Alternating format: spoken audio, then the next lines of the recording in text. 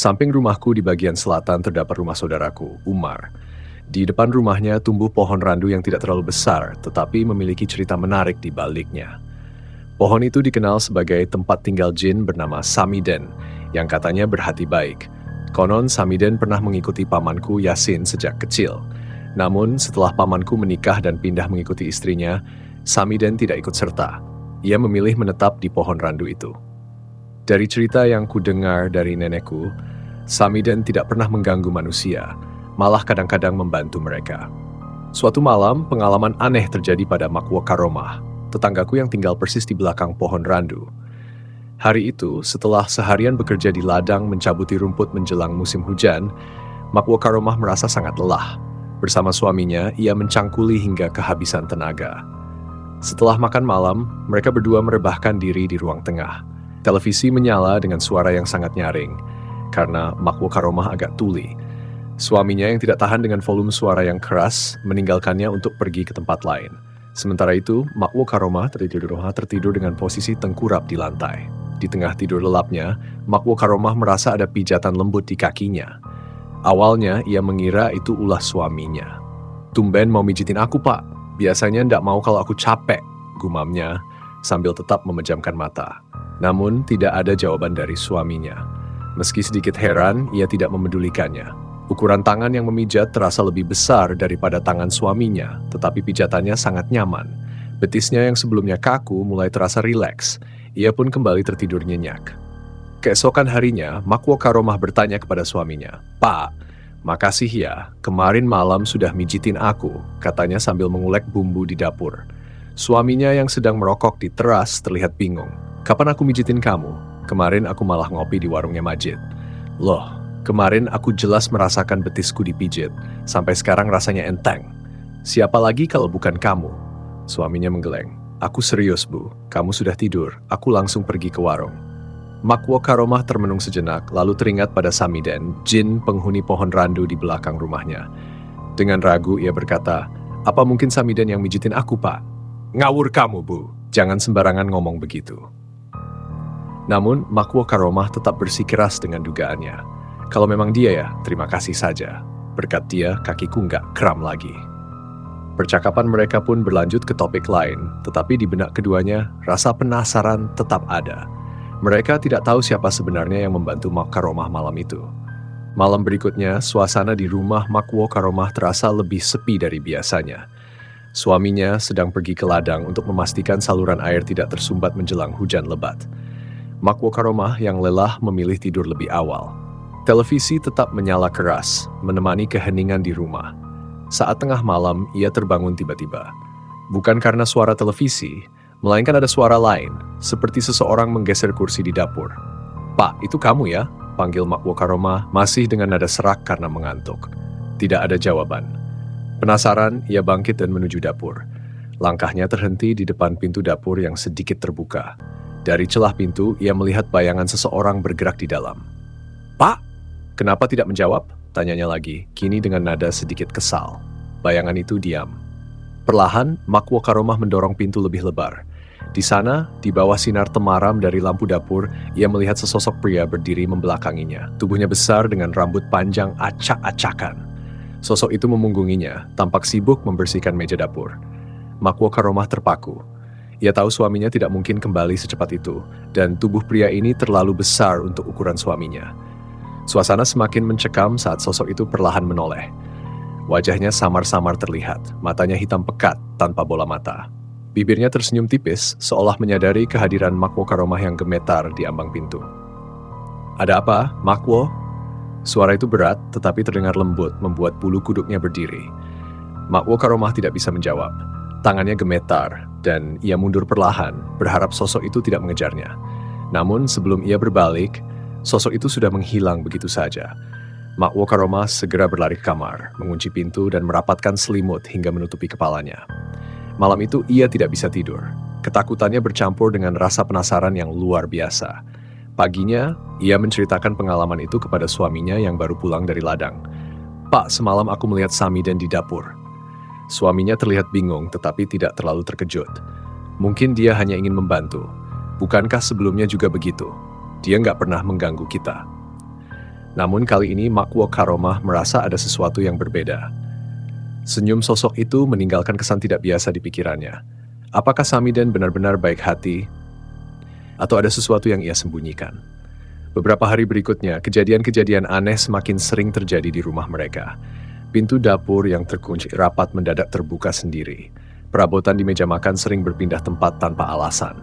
Bahkan, suara-suara aneh kerap terdengar di malam hari, seperti langkah kaki berat di sekitar rumah.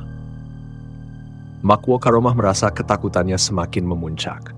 Ia memutuskan untuk meminta bantuan dari tetua desa, seorang dukun tua yang dikenal bijaksana. Ketika tetua itu datang, ia berjalan mengelilingi rumah sambil memejamkan mata dan melantunkan doa-doa. Setelah beberapa saat, ia membuka matanya dan berkata dengan nada serius, "Makwo, jin itu tidak hanya sekadar menumpang. Ada sesuatu yang ia inginkan dari keluarga ini." Makwo Karomah terperangah. "Apa maksudnya, Mbah?" "Samiden kan jin baik, dia tidak pernah menyakiti kami." Tetua itu menggeleng pelan. "Jangan terlalu percaya. Jin memang pandai menutupi niatnya. Tapi kalau dia mulai sering menampakkan diri dan mengusik kehidupanmu, itu tanda ada hal lain yang dia cari." Makwo Karomah dan suaminya saling pandang. Kini mereka harus memutuskan langkah berikutnya, menghadapi Samiden secara langsung atau meninggalkan rumah yang telah mereka tinggali bertahun-tahun. Namun, sebelum keputusan itu dibuat, sesuatu yang tidak mereka duga terjadi malam berikutnya. Malam berikutnya, suasana di rumah Makwo Karomah terasa lebih tegang dari biasanya. Mereka memutuskan untuk berjaga bersama di ruang tengah dengan beberapa lampu dibiarkan menyala. Suami Makwo bahkan membawa parang yang biasa digunakan di ladang, meski ia tidak yakin bisa menggunakannya melawan makhluk gaib. Waktu menunjukkan pukul 11 malam. Rumah masih tenang, hanya suara jangkrik dari luar yang terdengar samar. Namun, tiba-tiba angin dingin berhembus masuk, meskipun semua jendela sudah tertutup rapat. Lampu di dapur berkedip beberapa kali sebelum padam sepenuhnya. "Pak, ini pasti dia!"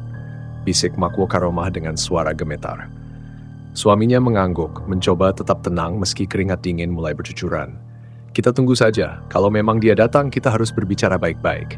Tidak lama kemudian terdengar suara langkah berat di lantai dapur. Langkah itu semakin mendekat, membuat lantai kayu berderit di setiap hentakan. Makwo Karomah menahan napas saat sosok besar itu muncul dari balik pintu dapur. Kali ini, ia tidak lagi hanya melihat bayangan. Sosok itu berdiri tegak di depan mereka, terlihat jelas di bawah sorotan lampu ruang tengah. Sosok itu adalah Samiden. Tubuhnya tinggi besar dengan rambut hitam panjang yang kusut. Wajahnya tidak sepenuhnya menyeramkan, tetapi matanya hitam pekat, seolah menyimpan rahasia yang tidak bisa ditebak. "Makwo, Pak Yono," suaranya berat dan dalam, bergema di ruangan kecil itu. "Aku tidak ingin mengganggu kalian, tapi aku punya permintaan." Makwo Karomah dan suaminya saling pandang, bingung dan takut.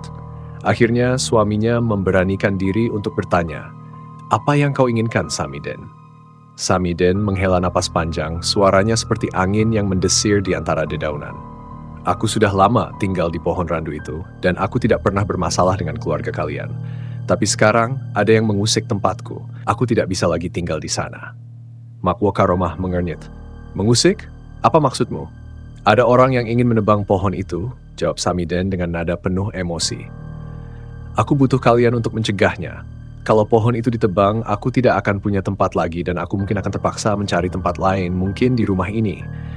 Pernyataan itu membuat suasana semakin tegang.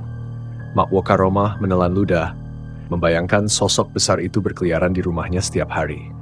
"Siapa yang mau menebang pohon itu?" tanya Pak Yono. "Orang dari desa seberang. Mereka ingin membuka lahan untuk sawah," jawab Samiden. "Tolong, aku hanya meminta kalian menjaga tempatku tetap utuh." Pak Yono berpikir sejenak, lalu berkata, "Kami akan coba berbicara dengan mereka. Tapi kau harus janji tidak akan mengganggu kami atau orang lain di desa ini." Samiden mengangguk perlahan, matanya bersinar samar. "Aku berjanji, selama pohon itu tetap berdiri, aku tidak akan mengganggu siapapun." Setelah itu, sok Samiden menghilang begitu saja, seperti asap yang tertiup angin. Makwo Karomah dan suaminya duduk terdiam, merenungkan permintaan itu. Mereka tahu menolak permintaan Samiden bisa berujung masalah, tetapi menerima permintaan itu juga berarti harus berurusan dengan orang-orang desa seberang yang ingin menebang pohon randu. Pagi harinya, mereka memutuskan untuk mendatangi pemilik tanah di mana pohon randu itu berdiri, dengan harapan bisa menemukan solusi yang damai. Namun ketika mereka tiba di lokasi, mereka menemukan sesuatu yang mengejutkan. Di lokasi suasana terasa aneh. Pohon randu yang menjadi rumah Samiden tampak lebih suram dari biasanya. Udara di sekitar pohon itu dingin, meskipun matahari pagi bersinar terang. Pemilik tanah, Pak Darman, sedang berdiri di dekat pohon itu bersama beberapa pekerja yang membawa peralatan tebang. Ketika Makwo Karomah dan suaminya mendekat, mereka melihat raut wajah Pak Darman yang tampak bingung. "Ada apa ini, Pak Darman? Kenapa pohon ini mau ditebang?" tanya Pak Yono dengan suara penuh rasa ingin tahu. Pak Darman menghela napas panjang. "Lahan ini sudah dijual kepada orang dari desa seberang, Pak Yono. Mereka mau menggunakan tanah ini untuk sawah. Saya hanya mengikuti apa yang sudah disepakati." "Tapi pohon ini punya penghuni," bisik Makwo Karomah nyaris tak terdengar. Pak Darman terdiam sejenak, lalu menatap pohon itu. "Saya tahu cerita tentang pohon ini, tapi saya pikir itu hanya dongeng. Lagi pula, saya tidak bisa melawan keputusan pembeli tanah ini."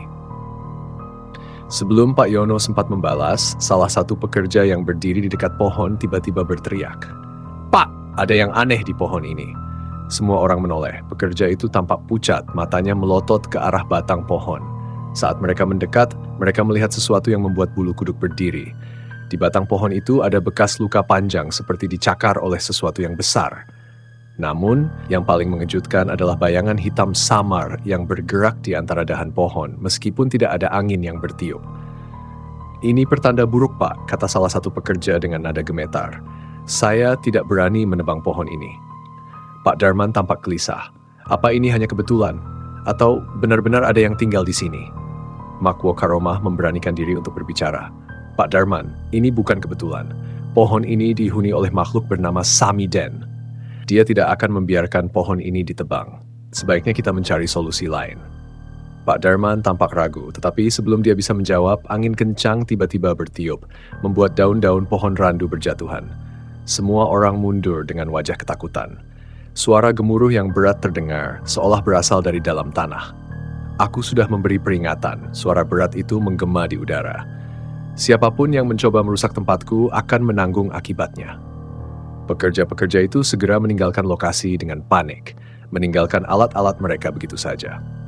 Pak Darman gemetar, matanya menatap Makwo Karomah dan Pak Yono dengan tatapan penuh permohonan. "Apa yang harus saya lakukan?" tanyanya lirih. Pak Yono menarik napas dalam-dalam. "Bicaralah dengan pembeli tanah ini. Jelaskan apa yang terjadi. Kalau mereka tetap ingin menebang pohon ini, itu risiko mereka. Tapi kami menyarankan agar pohon ini dibiarkan berdiri." Pak Darman mengangguk pelan, meskipun jelas ia masih diliputi ketakutan. Makwo Karomah dan Pak Yono pulang ke rumah dengan hati yang tak tenang. Mereka tahu Samiden tidak akan tinggal diam jika pohon itu tetap ditebang. Tapi di sisi lain, mereka juga tidak bisa memaksa orang lain untuk mematuhi permintaan makhluk gaib itu. Hari-hari berikutnya, mereka hanya bisa menunggu. Sementara keputusan akhir tentang nasib pohon randu itu masih belum jelas. Malam itu, suasana di desa terasa berbeda dari biasanya. Angin bertiup kencang membawa aroma tanah basah yang aneh. Langit tampak cerah tanpa awan, namun bintang-bintang terlihat redup. Di rumah Makwo Karomah, ketegangan mulai terasa. Anjing-anjing di sekitar desa menggonggong tanpa henti, menatap pohon randu yang berdiri tegak di belakang rumah. Pak Yono yang duduk di teras bersama Makwo Karomah mengamati kegelisahan binatang-binatang itu. "Ini bukan pertanda baik, Bu. Sepertinya Samiden sedang marah," ucapnya dengan suara bergetar. Tiba-tiba terdengar suara gaduh dari arah rumah Pak Darman. Beberapa warga yang mendengar suara itu segera berlari ke arahnya, termasuk Makwo Karomah dan Pak Yono. Saat tiba di sana, mereka menemukan Pak Darman berdiri di depan rumah dengan wajah pucat, menunjuk ke arah pohon randu. "Lihat, pohon itu," suara Pak Darmanan terbata-bata. Semua mata tertuju ke pohon randu. Di atas dahan pohon, tampak sosok hitam besar bergelayutan. Bentuknya samar, namun cukup jelas menyerupai manusia dengan tubuh yang tidak proporsional. Warga bergidik ngeri. Sosok itu menatap mereka dengan mata merah menyala. Siapapun yang berani menebang pohon ini akan menerima balasan yang setimpal. Suara berat itu bergema di udara, membuat semua orang terpaku. Beberapa warga segera berlutut memohon ampunan dengan ketakutan. Pak Darman yang semakin panik mencoba berbicara. Aku hanya menjual tanah ini. Aku tidak tahu pohon ini dihuni." Namun sosok itu tidak merespons. Sebaliknya, ia menghilang dalam kabut tebal yang tiba-tiba muncul, menyelimuti pohon randu. Angin kencang berhembus memadamkan lentera dan lampu di sekitar rumah Pak Darman. Desa seketika gelap gulita. Makwo Karomah yang biasanya berani merasa lututnya melemas. Pak, ini tidak bisa dibiarkan. Kita harus segera mencari cara untuk menenangkan Samiden. Pak Yono mengangguk. Kita harus bicara dengan orang pintar atau sesepuh desa. Ini sudah di luar kemampuan kita. Malam itu tidak ada yang berani mendekati pohon randu. Semua orang kembali ke rumah masing-masing, namun tak ada yang bisa tidur dengan tenang. Dari kejauhan terdengar suara-suara aneh dari arah pohon randu, seperti ranting yang patah, disertai bisikan-bisikan misterius. Keesokan harinya, Pak Darman memutuskan untuk menemui pembeli tanah itu. Ia menceritakan kejadian semalam, berharap pembeli akan membatalkan rencana mereka untuk menebang pohon randu. Namun, pembeli itu hanya tertawa sinis. Cerita tentang pohon randu dan jin itu hanya tak hayul, ucapnya dengan nada meremehkan. Besok kami akan mulai menebang pohon itu. Pak Darman pulang dengan perasaan cemas. Ia tahu sesuatu buruk akan terjadi jika pohon itu benar-benar ditebang. Namun, ia juga tidak bisa melawan kehendak pembeli. Hari yang dinanti pun tiba. Pekerja-pekerja kembali ke lokasi dengan peralatan mereka. Kali ini mereka tidak sendirian. Warga desa, termasuk Makwo Kama dan Pak Yono, berkumpul di sekitar pohon, berharap bisa menghentikan aksi itu. Namun, pembeli tanah hanya mengangkat tangan, memberi isyarat agar para pekerja mulai. Saat gergaji mesin dinyalakan dan mulai menyentuh batang pohon, terdengar suara gemuruh yang menggetarkan tanah.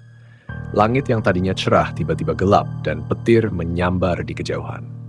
Dari dalam pohon terdengar suara menggelegar, seperti raungan makhluk yang marah. Aku sudah memperingatkan kalian. Suara itu menggema sekali lagi. Apa yang terjadi selanjutnya? Itulah yang akan menentukan nasib desa Pak Darman dan mereka yang mencoba melawan kehendak Samiden. Suasana berubah mencekam. Angin bertiup kencang, mengguncang pohon randu hingga ranting-rantingnya patah dan berserakan. Para pekerja mulai merasa takut. Salah satu dari mereka menjatuhkan gergaji dan mundur perlahan. Aku tidak akan tinggal diam. Suara berat itu kembali terdengar diiringi getaran di tanah. Pembeli tanah yang sebelumnya tampak sombong kini mulai menunjukkan wajah pucat. Apa-apaan ini? Jangan berhenti, lanjutkan, teriaknya memaksa pekerja melanjutkan pekerjaan.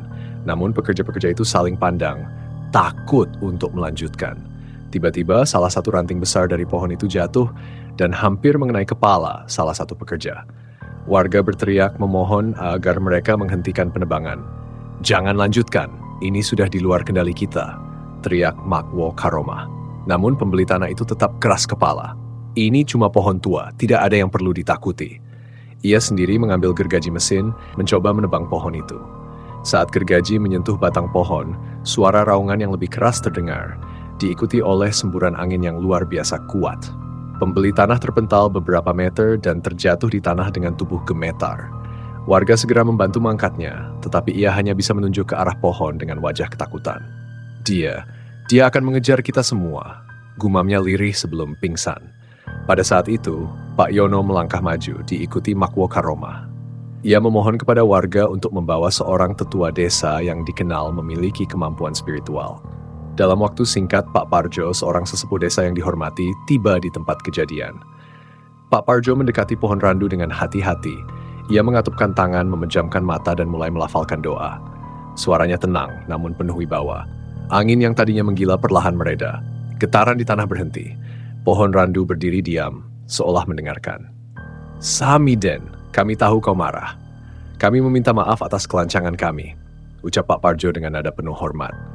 Berilah kami kesempatan untuk memperbaiki ini. Pohon ini akan tetap berdiri, dan kami berjanji tidak akan mengganggumu lagi. Dalam keheningan yang mencekam, suara berat itu terdengar untuk terakhir kalinya. Biarkan pohon ini tetap menjadi rumahku. Jangan ada lagi yang berani menyentuhnya.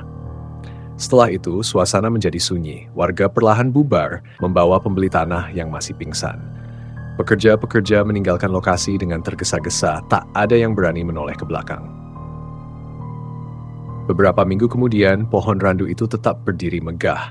Tidak ada lagi yang berani mendekat atau mencoba menebangnya. Pembeli tanah memutuskan untuk menjual kembali tanah tersebut dan tidak pernah kembali ke desa. Makwa Karoma dan warga lainnya mulai kembali hidup dengan tenang, meski pohon randu kini dianggap sebagai simbol penghormatan kepada alam dan makhluk tak kasat mata. Setiap kali mereka melewati pohon itu, mereka membisikkan salam, berharap tidak lagi memancing amarah dari penghuni di dalamnya. Dan Samiden? Ia tetap tinggal di sana, mengawasi desa dengan diam. Tidak ada yang tahu apakah ia masih marah atau telah memaafkan manusia. Namun satu hal pasti, pohon randu itu kini menjadi saksi bisu dari sebuah pelajaran berharga tentang batasan yang harus dihormati antara dunia manusia dan dunia gaib.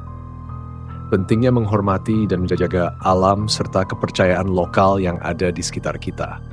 Tindakan sembrono atau meremehkan peringatan dari alam atau leluhur bisa mendatangkan akibat buruk. Dalam cerita ini, keserakahan dan ketidaktahuan terhadap kekuatan pohon randu yang dihuni oleh Samiden membawa malapetaka. Ini mengajarkan kita untuk tidak hanya melihat sesuatu secara fisik, tetapi juga memahami dan menghargai nilai-nilai yang terkandung di dalamnya. Selain itu, cerita ini juga mengingatkan kita bahwa kadang-kadang kita harus mendengarkan peringatan dan bijak dalam mengambil keputusan, terutama jika melibatkan hal-hal yang lebih besar dari diri kita sendiri. Terima kasih telah mendengarkan cerita di Naskah Tengah Malam. Semoga cerita ini memberikan pelajaran dan refleksi bagi kita semua. Jangan lupa untuk subscribe agar tidak ketinggalan kisah-kisah menarik lainnya yang akan datang. Sampai jumpa di cerita berikutnya.